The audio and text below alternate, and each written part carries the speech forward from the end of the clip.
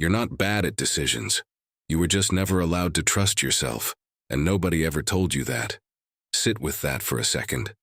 Because if you're someone who agonizes over choices that seem effortless for everyone else, if you've ever walked away from a decision you made and immediately wondered if you got it wrong, if you find yourself constantly asking others what they would do, not because you're curious, but because somewhere deep down you don't fully believe your own answer is good enough. This video is going to feel like someone finally put words to something you've carried for a very long time, and I want you to know something before we even begin. The way your brain behaves around decisions, it didn't come from nowhere. It wasn't random. It wasn't a personality flaw you were born with. It was learned. Quietly, gradually, sometimes by people who loved you and didn't even realize what they were teaching you. The lesson was never spoken out loud, but your brain heard it. Anyway, loud and clear. And then it went something like this. Your judgment isn't reliable. Check with someone else first. What if you're wrong? And once that belief takes root, every decision, big or small, starts to feel like a test you haven't studied for. So today we're going to unpack exactly why this happens, what's going on inside your brain when it turns against you like this, and most importantly, how you begin to find your way back to yourself.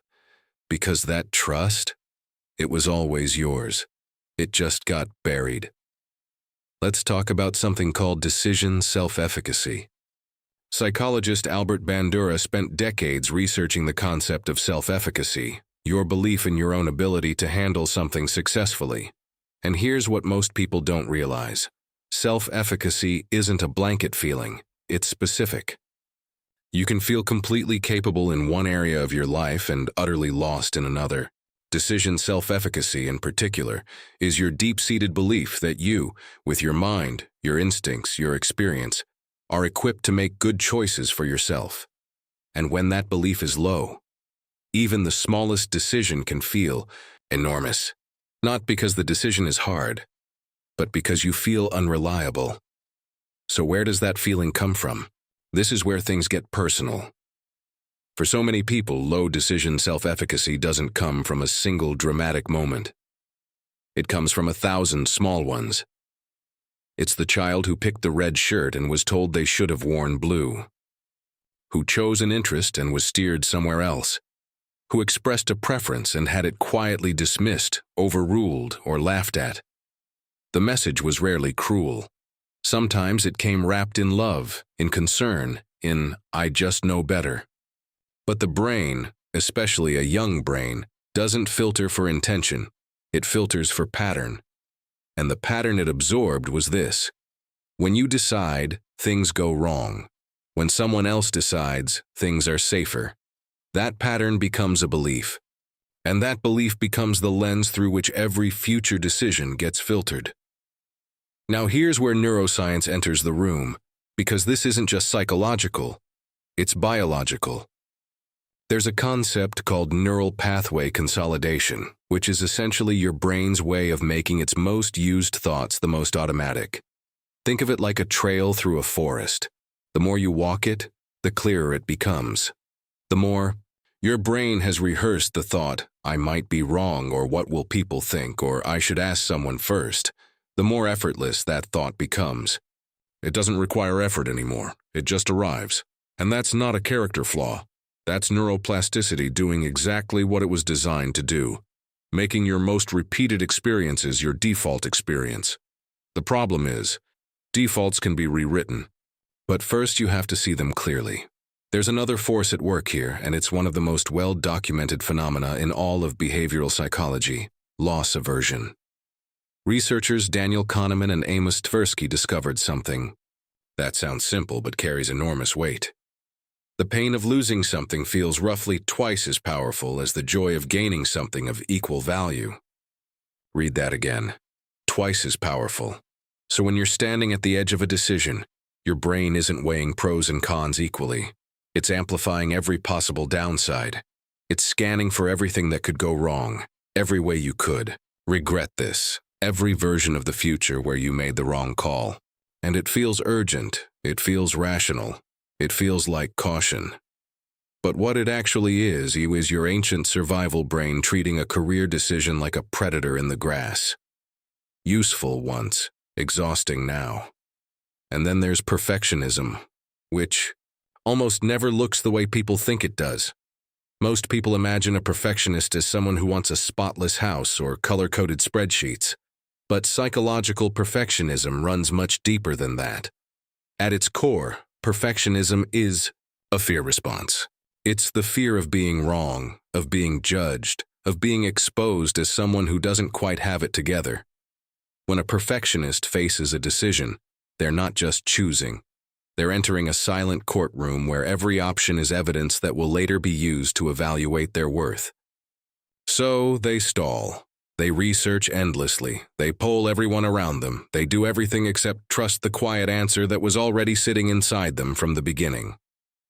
Psychologists call this pattern decision delegation, the habit of handing your choices to other people to temporarily escape the anxiety of being responsible for the outcome.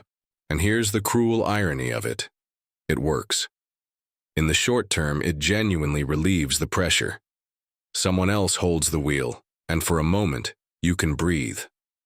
But every time you delegate a decision you were capable of making yourself, your brain files a quiet report. It notes that you needed help. It subtracts a little more from your confidence, and the next decision feels just slightly harder than the last.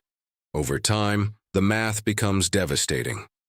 But here's where I want to offer you something that might genuinely shift how you see this.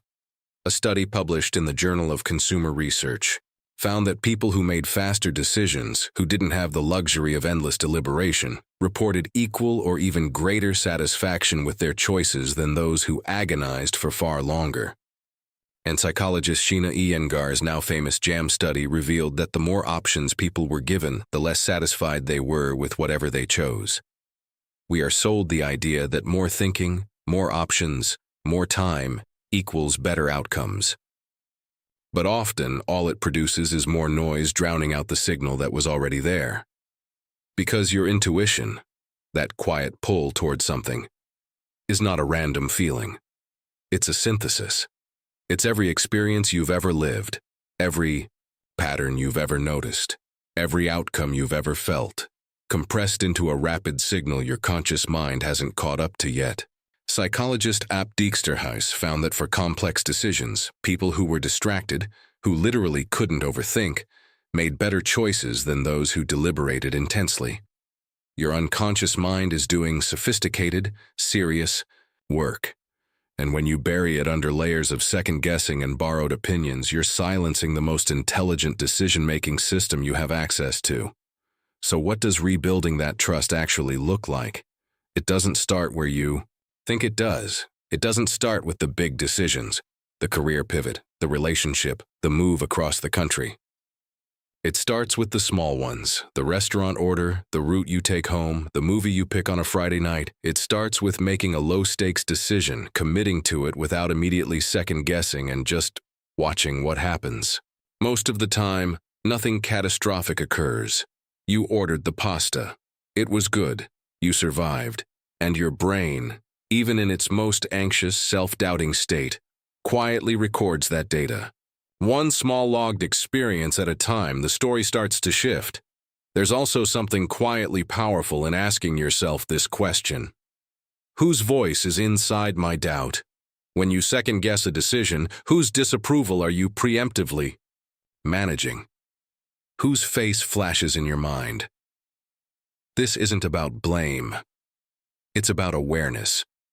Because once you realize the critical voice living inside your hesitation might not actually be yours, that it was installed by someone else's fear, someone else's control, someone else's limitations, you get to make a choice about whether you want to keep listening to it. You get to look at the committee that's been approving your decisions all these years and ask honestly whether they were ever really on your side. And slowly, gently, you can start to let some of them go. Here's what I want you to carry with you after this. The people in your life who seem naturally confident in their decisions, they are not making fewer mistakes than you. They are not smarter, more gifted, or more deserving of certainty. They have simply made peace with something you haven't been shown yet.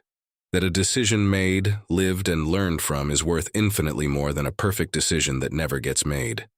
Every choice you leave suspended in anxiety is a moment of your life held hostage, and you have given enough of your life to that particular hostage taker. You were never broken. You were just taught to doubt a voice that was always worth listening to, and the beautiful, quietly radical thing about that is that what was learned can be unlearned. What was buried can be found again, not all at once, not without discomfort, but one small, trusted decision at a time. If this landed somewhere real for you, if you recognized yourself in any part of what we talked about today, I'd love for you to tell me in the comments. What kind of decisions feel hardest for you? When did you first start doubting yourself? Sometimes naming it out loud is the very first step back toward trusting yourself again. And if you want to keep exploring the hidden psychology behind the way your mind works, there is so much more ahead. Stay with me.